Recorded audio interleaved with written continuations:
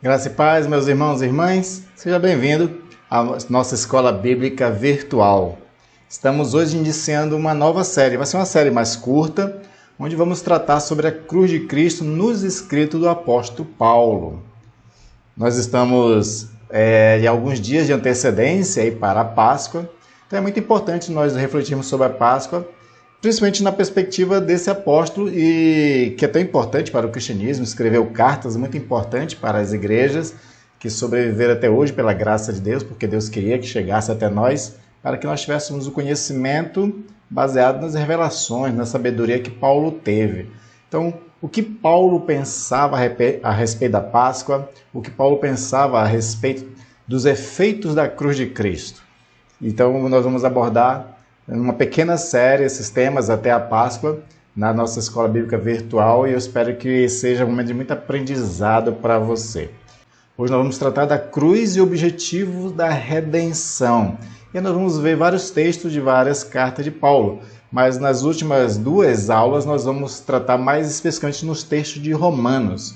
Para muitos, a carta de Paulo aos Romanos é um grande tratado, digamos assim, de teologia da graça, de teologia da salvação. Então, por isso que é muito importante a gente estudar um pouco mais a fundo Romanos, baseado nesse tema, claro, né? Porque Romanos trata de tantos temas, mas a gente vai basear principalmente no tema sobre a cruz de Cristo, a Páscoa do nosso Senhor Jesus Cristo. Para nosso início dessa aula de hoje, nós vamos abordar inicialmente um texto de Tito capítulo 2, versículo 11 a 14. Eu vou colocar esse texto na tela para você acompanhar comigo a leitura, onde lá ele diz o seguinte: porque a graça salvadora de Deus se há manifestado a todos os homens, ensinando-nos que, renunciando à impiedade e às concupiscências mundanas, vivamos neste presente século sóbria e justa e piamente, aguardando a bem-aventurada esperança e o aparecimento da glória do grande Deus e nosso Senhor Jesus Cristo, o qual se deu a si mesmo por nós para nos remir de toda a iniquidade e purificar para si um povo seu, especial, zeloso de boas obras. Então, nessa passagem aqui, Paulo já diz muita coisa interessante para Tito, nós vamos ver outras passagens também. Mas antes, vamos pedir, claro, a graça de Deus, a sabedoria do alto, para compreendermos esse tema tão importante sobre a cruz, sobre a Páscoa de Jesus Cristo, a remissão de Deus que ele executou na pessoa de Jesus Cristo. Então vamos pedir essa sabedoria do alto para compreendermos tudo isso. Pai Santo, obrigado, ó Deus, pela oportunidade de abrir a Bíblia, Senhor, e aprender as verdades que nelas estão contidas. Nós sabemos muito bem, Senhor, que esses textos, se ele lido assim, sem uma devoção, sem uma piedade, sem a busca da verdade, sem de fato ter a luz do Espírito Santo, ele pode se tornar um texto como qualquer outro. E de fato muitas pessoas leem as Sagradas Escrituras, não a entendem, não têm as suas vidas transformadas. Que conosco não seja assim, mas nós sejamos iluminados pelo Espírito Santo e ao ler os textos, o Senhor nos abra os olhos e o nosso entendimento para vermos a Tua verdade, a Tua graça, sendo manifesta nessa obra extraordinária que foi a salvação em Jesus Cristo, através da Sua cruz. Vamos abrir a Bíblia, Senhor, e pedimos que Tu nos conduza nessa caminhada de aprendizado. Isso pedimos em nome de Jesus. Amém. Amém. Então, como nós falamos, o tema dessa aula hoje é a cruz e o objetivo da redenção. O que Deus tinha em mente quando pensou na Páscoa? Na verdade, claro que a Páscoa ela é uma consequência. A Páscoa ela vai ser o projeto salvífico de Deus, uma vez que o homem caiu em pecado. E aí então vem essa graça salvadora, como Paulo está dizendo a Tito, uma graça salvadora manifestada a todos os homens.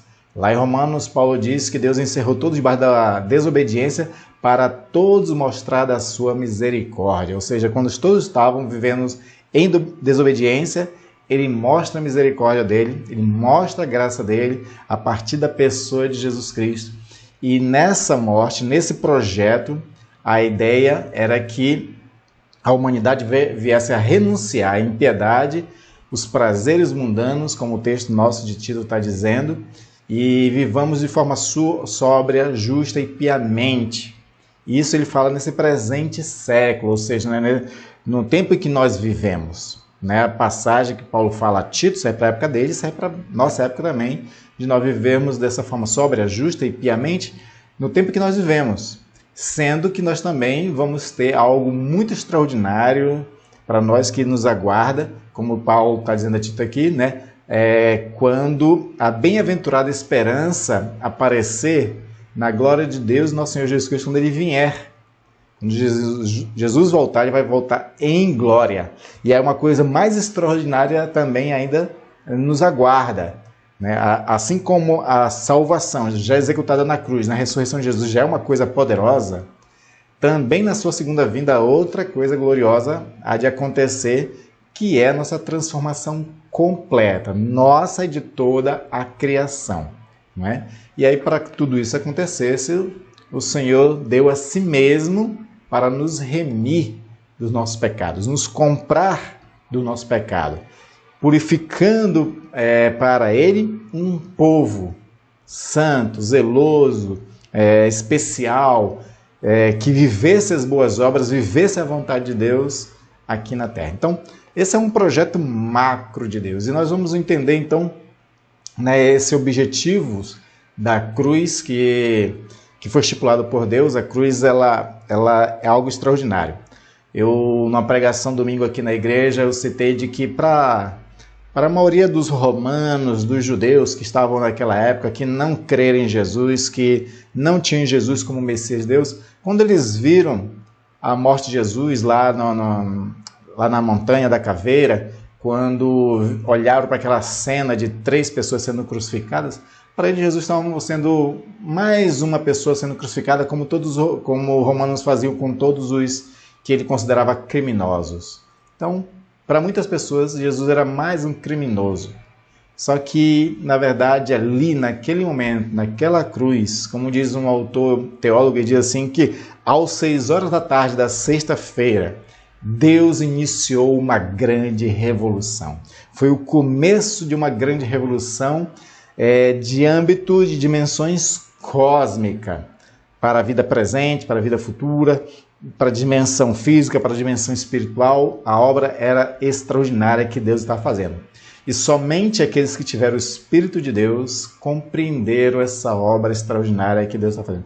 E somente aqueles que creram de que essa morte daquele homem chamado Jesus Cristo, que é o verdadeiro Deus, que existia em glória, mas desceu se humilhando em forma de servo, em semelhança humana, morrendo por nós, quem creu nisso tudo, participou dessa revolução.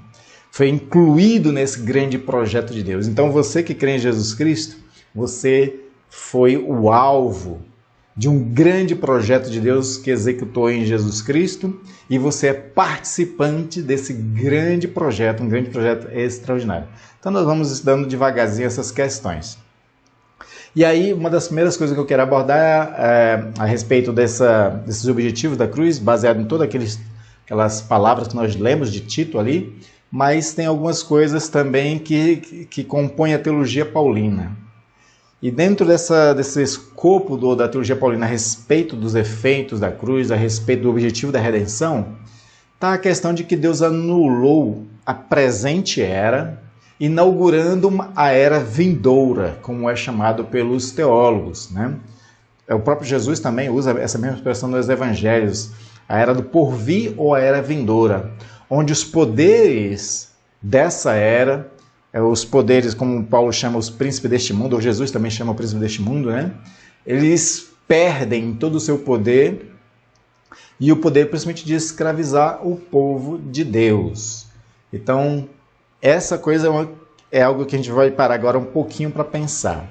Deus anulou a presente era, né? Presente era no sentido da ordem vigente deste mundo, e inaugurou uma nova era, que é chamada de era vindoura. Uma coisa que a gente precisa compreender para poder a gente saber do que nós estamos falando, é que no Antigo Testamento, Deus ele começava uma grande restauração a partir daquilo que era chamado de o tempo do fim. Então existiu um tempo do fim. Por exemplo, quando você vai lá para Daniel e estuda as 70 semanas, vai sobrar uma semana, que é a última semana de Daniel, onde Deus restaura todas as coisas e promove uma nova ordem, né? Julgando justos e injustos, fazendo com que os justos vivam a vida eterna. Então, essa última semana é considerada o tempo do fim. Então, outros profetas também falam do tempo do fim. Dentro daquilo que o Novo Testamento nos mostra, o tempo do fim começou na época de Jesus. Quando Jesus diz arrependei-vos, né, a primeira mensagem, a primeira pregação de Jesus, repete um pouco João Batista, né, diz assim, arrependei-vos porque é chegado a vós o reino de Deus. Então, quando ele fala isso, é uma referência a tudo que foi profetizado antes, de um tempo que se acabava e iniciava um novo tempo. Então, o tempo do fim começou com Jesus Cristo. Nós vivemos esse tempo do fim, para nossa mentalidade isso é inaceitável, porque a gente vive cronologicamente e esse tempo do fim já está durando uns 2000 anos. Mas a ideia é que o tempo do fim é o tempo em que Deus faz o seu projeto de restauração. E Deus está fazendo esse projeto. E aí a gente tem que entender que Deus é misericordioso, longânimo, dando tempo, como diz o apóstolo Pedro, de que as pessoas possam se arrepender dos seus pecados. Então, ainda que dure 2000 anos, mas está dentro do projeto de Deus. E esses 2000 anos é o tempo do fim. É o tempo dos gentios. É o tempo em que Deus está trabalhando para a restauração de todas as coisas. Então, quando Jesus vem, inicia o seu ministério, mas principalmente quando ele morre, então ele inaugura essa era vindoura. E ele põe a termo o tempo presente, que é a ordem das coisas de um mundo em pecado. E aí nós temos que entender outra coisa, para ficar mais fácil de entendermos essa questão do tempo do fim, né? Essa era vindoura. Que tem a ver também que aqueles que foram salvos pelo Senhor, eles não pertencem mais à ordem das coisas de um mundo caído. Por isso que Jesus, na sua oração em João 17, presta atenção naquela oração de Jesus em João 17. Ele diz assim, oro para que os livre do mundo, não que os tire do mundo. Aí o Senhor lhe esclarece na oração que nós estamos no mundo, mas não pertencemos ao mundo. Porque a gente não pertence mais, de fato, a este mundo de ordem caída que vai ser condenada. Nós já pertencemos ao reino de Deus inaugurado por Jesus Cristo. E pertencentes ao reino de Deus inaugurado por Jesus Cristo, a gente já não mais faz parte do esquadrão da derrota que vai ser todos aqueles que estão ainda em pecado, né? Por isso que Jesus fala muitas vezes de que aqueles que está nele, que beber da água que ele der, não provará mais a morte, porque o pecado e a morte pertencem à antiga ordem das coisas, que iniciou em Adão e terminou em Jesus Cristo, né? Terminou em Jesus Cristo para quem creu em Cristo. Para quem creu em Cristo, terminou ali a geração pecadora de Adão. Quem está em Cristo, como Paulo vai dizer, e a gente vai estudar isso em Romanos, quem está em Cristo começa a participar agora da segunda geração do segundo Adão. Paulo usa essa expressão, usa duas expressões para falar de Jesus Cristo referente a Adão. Ele diz que Jesus é o último Adão e também o segundo homem, né? Ou seja, Jesus ele inicia nele uma nova geração. A geração dos eleitos, a geração dos salvos, a geração dos redimidos, a geração dos que não tem mais dívida nenhuma com o pecado, a geração daqueles que não estão mais abaixo da escravidão do pecado e de Satanás. Então, por isso que Paulo vai abordar de que o diabo, ele perdeu todo o seu poder na cruz de Cristo, porque a cruz de Cristo ela é libertadora e perdoadora. Quando Jesus diz na ceia, né, este é meu sangue derramado para perdão de pecados, ele está falando sobre a cruz dele. Então, na cruz, o Senhor, ele nos perdoa os pecados, e uma vez que ele nos perdoa os pecados, a era antiga perde domínio sobre nós. assim como o diabo perde domínio sobre nós e o próprio pecado perde domínio sobre nós. Paulo diz em Romanos 7 sobre essa questão, né, de que nós não pertencemos mais à velha natureza, não pertencemos mais à lei, não pertencemos mais ao pecado, não pertencemos mais ao diabo, não pertencemos mais a nada. Pertencemos agora a Cristo. Mas tem um texto mais claro de Paulo, quando ele aborda isso, que é lá em Colossenses 2, 13 a 15. Acompanhe a leitura. Lá diz o seguinte: E vós outros que estáveis mortos pelas vossas transgressões e pela incircuncisão da vossa carne, vos deu vida juntamente com ele, perdoando todos os nossos delitos, tendo cancelado o escrito de dívida, que era contra nós e que constava de ordenanças, ao qual nos era prejudicial. Removeu-o inteiramente, encravando-a na cruz, e despojando os principados e as potestades, publicamente os expôs ao desprezo, triunfando deles na cruz. Então, nessa passagem, aos Colossenses, Paulo está deixando claro para nós que aquela antiga forma de viver, baseada em transgressões, uma vida incircuncisa da carne, tudo aquilo é passado, faz parte da era presente, né? Eu estou colocando era presente aqui, é um termo teológico para falar, né, dessa antiga ordem, né, que ainda está vigente porque o pecado ainda está no mundo e as pessoas ainda estão vivendo em pecado, mas nós já pertencemos agora à era vindoura, né? Existem duas eras, né, para você entender então. Existem duas eras andando paralelamente. A presente era, que é referente ao pecado, e a era vindoura, que iniciou com Jesus Cristo. Nós vivemos nas duas. Mas nós que andamos por fé, andamos mais nessa era vindoura. Tem umas expressões que Paulo usa que é meio confuso, né? Por exemplo, lá em Efésios, capítulo 2, versículo 6, ele vai dizer que nós estamos assentados com Cristo. Cristo reina em glória no seu reino, o reino de Deus, e nós estamos assentados com Ele. E a ideia de assentado é co-reinando. E a gente vai já falar um pouco sobre essa questão desse reinado, né? Então, dá para entender, baseado nisso, que nós então estamos vivendo nessa era do reinado de Jesus Cristo, que já é Senhor, que, como ele mesmo disse lá no final de Mateus, né, toda autoridade me é dada nos céus e na terra. Então ele estava reinando e a igreja começa a reinar com ele também.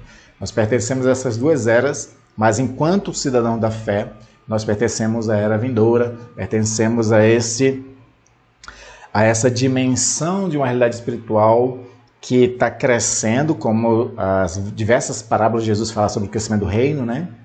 E chegará plenamente quando ele voltar. Quando ele voltar, se completa o reino de Deus totalmente. Aí sim acaba de vez a era presente, a era do domínio do pecado, a era da corrupção, né? Que estava o homem, a natureza e tudo mais. Põe fim a tudo aquilo. E aí, nosso texto de Colossenses 2, 13 a 15, fala de que o Senhor nos perdoou de todos os delitos. Ele cancelou o escrito de dívida, que nós éramos devedores, né, por conta do pecado. E aí não existe mais nada que conste contra nós. Por isso que Paulo diz em Romanos 8, né, aqueles que são de Cristo, já não há condenação mais nenhuma. Não tem mais condenação para aqueles que são de Cristo. E aí Paulo fala essa coisa que é de um âmbito mais místico, metafísico, é de que lá na cruz, ele cravou na cruz ali, né, o pagamento e despojou os principados potestades, que é uma referência principalmente ao mundo espiritual, né, expôs publicamente ao desprezo e triunfou deles na cruz. Enquanto que os romanos e os judeus que entregaram Jesus achavam que estavam tendo vitória sobre Jesus, fazendo com que ele morresse na cruz, na verdade, eles estavam cumprindo um projeto de Deus, a qual se torna vencedor. O fato de Jesus morrer na cruz é vitória de Deus porque era projeto de Deus. Se era projeto, então cumprindo é vitória. E esse projeto da morte de Jesus na cruz é o projeto libertador, onde um morreu por todos, onde um remiu com seu sangue todo aquele que Deus quis salvar, tirando do poder das trevas, dos principados, das potestades, né, essas pessoas. Por isso que aqueles que são de Cristo, o diabo não toca, como disse Paulo, né?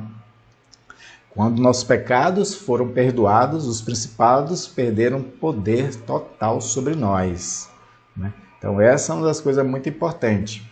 Os romanos, os soldados, os governadores, tudo também achavam que estavam vencendo Jesus quando o prenderam na cruz e o mataram na cruz, mas eles foram vencidos por Jesus, porque na verdade eles só estavam a serviço do príncipe deste século, como Paulo diz, né? Estavam a serviço de Satanás. Sendo Satanás derrotado, eles também são derrotados, né?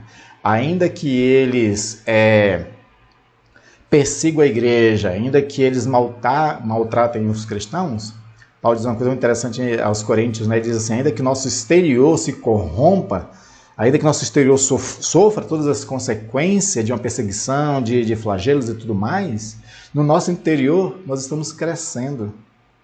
O homem interior, criado em Cristo Jesus, que é a nova natureza, está crescendo. Ela está bem, ela é salva, né? Um dos grandes homens do passado, chamado Santo Antão, ele foi visitar certa vez Roma e ele viu muitos cristãos sendo mortos, perseguidos, sendo massacrados nas arenas. E ele entrou no lugar onde estavam vários cristãos que ainda iam passar pela espada romana, que ainda iam entrar na arena. E ele diz assim, tende fé, permaneçam firmes na fé, pois a sua morte os coroará com a glória eterna. Então, essa é a esperança daquele que está em Cristo. Porque ainda que as pessoas façam mal ao corpo, elas não podem fazer mal à alma. Ainda que eles, como fizeram com muitos, né, deitem as pessoas nas labaredas de fogo, ou joguem em caldeirões de óleo fervido, como aconteceu com muitos mártires, mas essas pessoas tinham uma liberdade que ninguém mais tinha no mundo.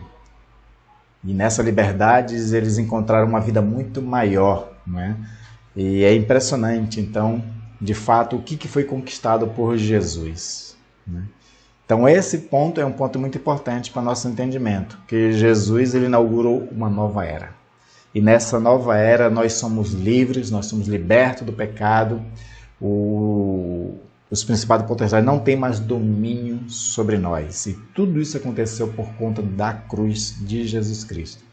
Outro ponto muito importante para nós entendermos do efeito da redenção, do objetivo da redenção, é que Deus estava constituindo um novo povo de sacerdotes reais. Lá em 1 Pedro 2,9 fala sobre sacerdócio real, nação santa, povo de propriedade exclusiva de Deus. E a cruz estava redimindo pessoas para que essas pessoas compusessem esse novo povo de Deus, que são constituídos de sacerdotes reais.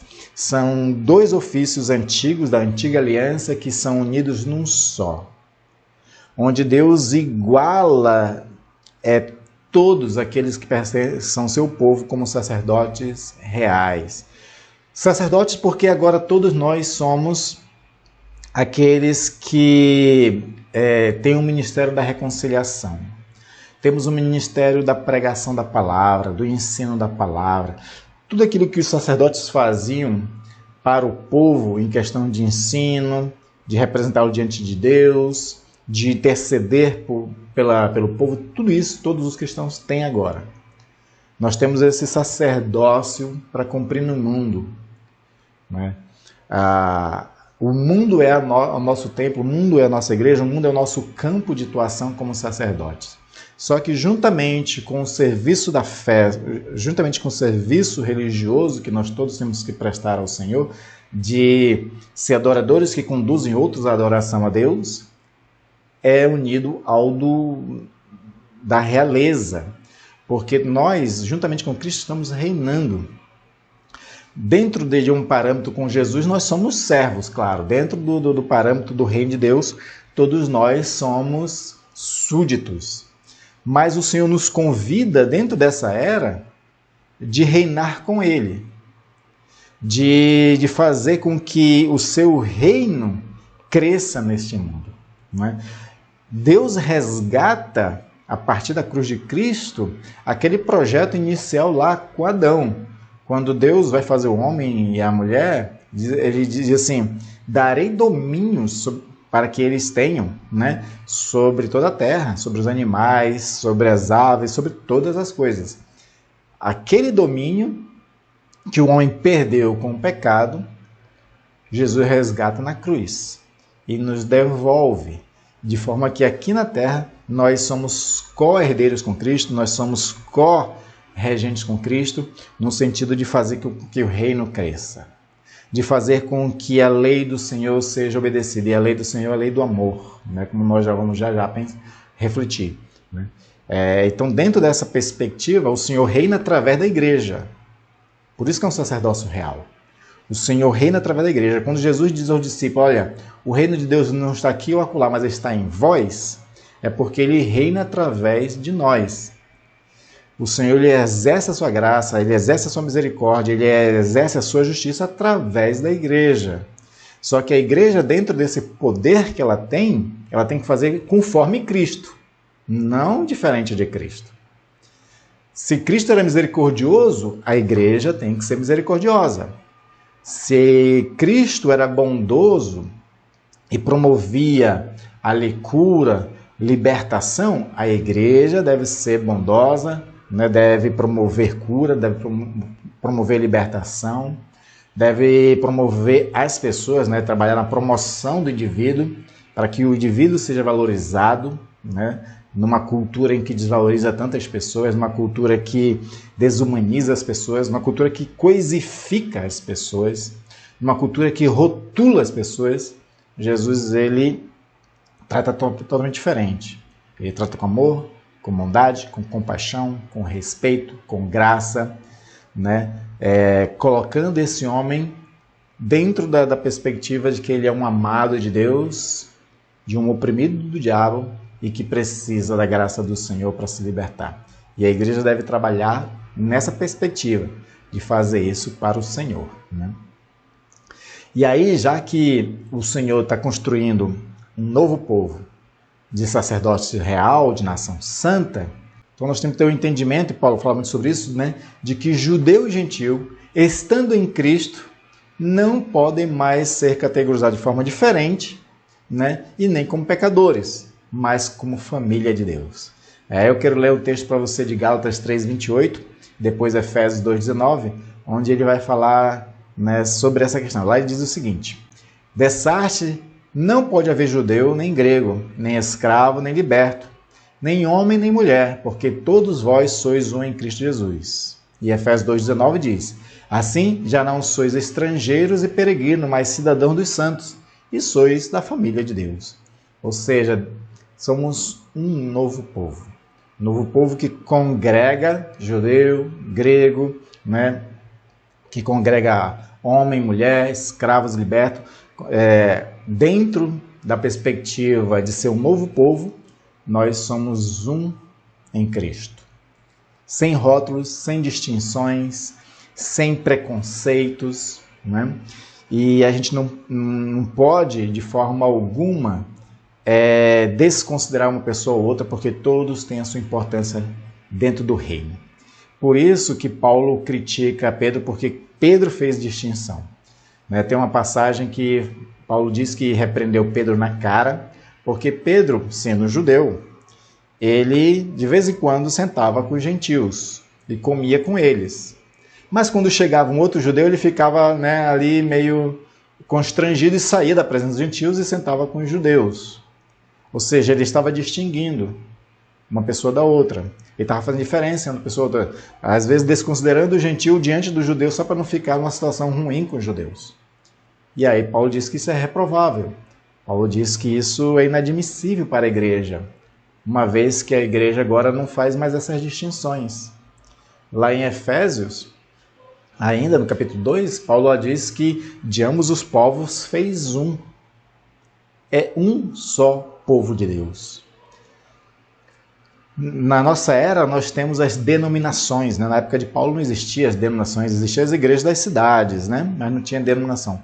Na nossa era tem as denominações. E às vezes uma denominação cristã é mais orgulhosa do que outra, se considera a verdadeira igreja, despreza a outra, recrimina a outra, chega a dizer que a outra de fato não é cristã, né? Então fica essas guerras denominacionais, essas concorrências de orgulhos, né? Porque parece que uma quer ser mais orgulhosa do que a outra.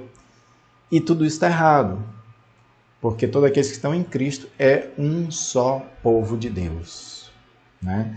Claro que eu não defendo que deve existir uma única denominação, não defendo isso, porque de fato, liturgicamente, né?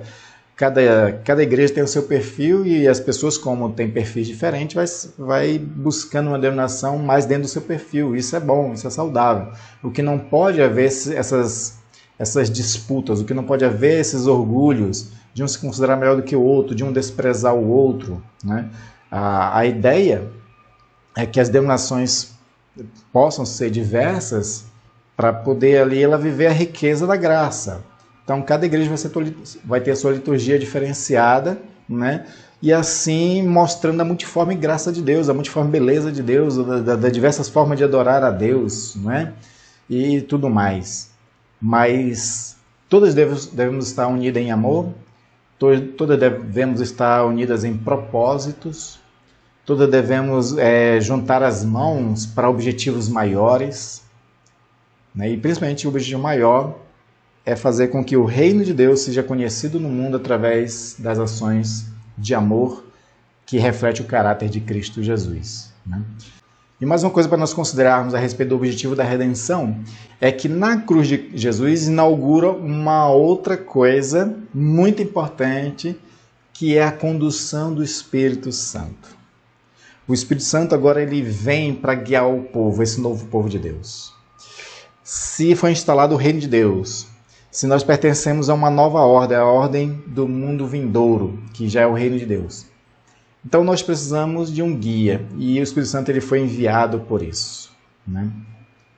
No envio do Espírito Santo, agora já não é mais a lei nem Moisés que determina o nosso andar e a nossa posição de quem somos em Deus, mas sim, né, o que determina quem somos foi a obra de Jesus Cristo, e somos determinados, guiados pelo Espírito Santo de Deus. O Espírito Santo também é um dos benefícios da nova redenção, da Páscoa de Cristo, de ele vir ao mundo, né, para guiar essa nova geração, essa nova raça de eleitos, desses sacerdócios reais, dessa nação santa, que foi separada por Deus para anunciar, né, as glórias do Senhor, né, como Pedro diz lá, 1 Pedro 2,9. Então nós temos que compreender isso. Isso é muito importante para a nossa caminhada neste mundo, saber que nós agora temos o Espírito Santo que deve nos conduzir, que deve mostrar e nos iluminar o caminho. A lei ela não tem mais um poder de coação sobre nós, porque na verdade a lei ela só servia mais para nos julgar, né? Agora, todos aqueles que estão em Cristo, a partir da cruz, a partir principalmente da ressurreição, porque na ressurreição é que o Espírito Santo nos é dado. E ao nos ser dado na ressurreição, o Espírito Santo agora ele escreve a lei de Deus nos nossos corações, como Paulo diz lá em Romanos, né? No capítulo 2, capítulo 3, e nós vamos estudar mais para frente sobre essa questão. Mas eu quero ler agora para você um texto de 1 Tessalonicenses, capítulo 1, versículo 10. Olha o que Paulo diz lá. Por não estar mais debaixo da lei, estão livres da ira, e para guardardes dos céus o seu Filho, a quem ele ressuscitou dentre os mortos, Jesus que nos livra da ira vindoura. Ou seja, uma vez que agora nós estamos vivendo dentro de uma condução do Espírito Santo, na era do Espírito Santo, nós não estamos mais debaixo da lei e muito menos da ira de Deus, porque nossos pecados foram perdoados. Nós somos o novo povo de Deus. Estamos livres da ira, né? E agora nós todos que estamos com o Senhor, a gente agora está debaixo dessa condução espiritual. Por isso que Paulo vai dizer muito em Romanos capítulo 8 essa questão, né? De aquele que pende para a carne, para as coisas da carne, aquele que pende do Espírito para as coisas do Espírito. Aí, mas vós não está na carne para obedecer, né, a sua regência mais. Nós estamos no Espírito. E ele fala, se vocês estão de fato em Cristo, né? Se de fato estamos em Cristo, nós somos regidos pelo Espírito Santo. O Espírito Santo nos conduz. Paulo vai dizer aos Gálatas, andai no Espírito, para que não se satisfaça mais a obra da carne. E assim, a gente viva de fato dentro da perspectiva desse reino, do reino de Deus que foi instalado em Jesus Cristo. Por quê? Porque as obras da carne ainda pertencem à era presente, no sentido da era corrompida, do mundo corrompido. Nós, que estamos no Espírito, nós pertencemos à era vindoura, o do porvir. E aí Paulo usa uma expressão muito interessante, né? Que ele diz assim, que nós temos o penhor do Espírito. Pensando nesse era porvir, pensando nessa realidade do reino de Deus, nós temos o penhor do Espírito, o selo do Espírito Santo, para de fato nos marcar como aqueles que pertencem ao reino de Deus e que estão vivendo no Espírito. Essa que é a distinção, né? E aí, aqueles que estão em Cristo, aqueles que vivem no Espírito, eles estão crucificados para o mundo. Paulo diz em Gálatas capítulo 5, 24, sobre isso, ele diz assim, e os que são de Cristo já crucificaram a carne, com as suas paixões e concupiscências. E aí lá em Gálatas 4,14 ele complementa com o seguinte, mas longe está de mim gloriar-me, senão na cruz de nosso Senhor Jesus Cristo, pela qual o mundo está crucificado para mim e eu para o mundo. Por estarmos em Cristo, por passarmos pela cruz de Jesus Cristo, nós estamos crucificados também para o mundo. Não pertencemos à era presente, não pertencemos à ordem de pecados. Se ainda vivemos assim, nós temos que reformular a nossa mentalidade, reformular a nossa caminhada, porque se nós pertencemos ao Espírito Santo, se nós passamos pela cruz de Jesus Cristo através da fé, nós pertencemos a uma outra era, ao reino de Deus. Somos sacerdotes reais. Já foi anulado sobre nós todos os efeitos do pecado, toda a condenação do pecado, todo o domínio e escravidão do pecado. Então temos que reformular isso. Por isso que Paulo diz lá em Romanos 12, né? Transforme-se pela renovação da vossa mente. Transformar pela renovação da mente quer dizer a gente remodelar, reconfigurar a nossa forma de caminhar neste mundo, para que de fato se faça distinção entre quem serve a Deus e quem não serve, entre o justo justificado por Jesus Cristo e os ímpios que ainda estão na era presente, ainda debaixo da escravidão do pecado, ainda sendo dominado pelo diabo, né? Temos que reformular tudo isso. Mas tem muitas outras coisas também que a cruz de Cristo tem como efeito e nós vamos estudar nas próximas aulas. Hoje, para o nosso início de aula, né, início dessa série sobre a cruz de Jesus Cristo na doutrina de Paulo, então aprendemos que o Senhor inaugurou uma nova era. E nós fomos chamados para essa nova era.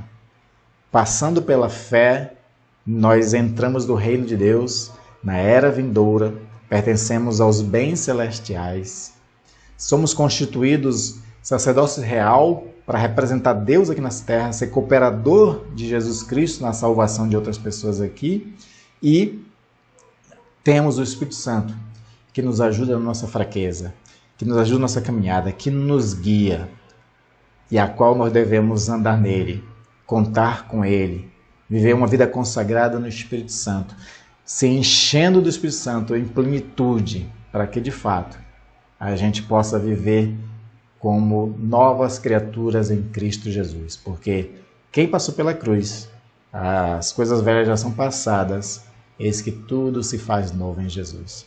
Amém, queridos? Se ficou alguma dúvida, são temas, algumas expressões aqui são temas difíceis, faz parte da teologia, doutrina de Paulo, e a gente quer que fique cada vez mais claro. Então, se ficou alguma dúvida, escreva nos comentários para que a gente tire essa dúvida para você, ou no comentário mesmo, se for mais fácil, ou na próxima aula. Amém? Eu espero você na próxima terça-feira e que Deus os abençoe. Até lá.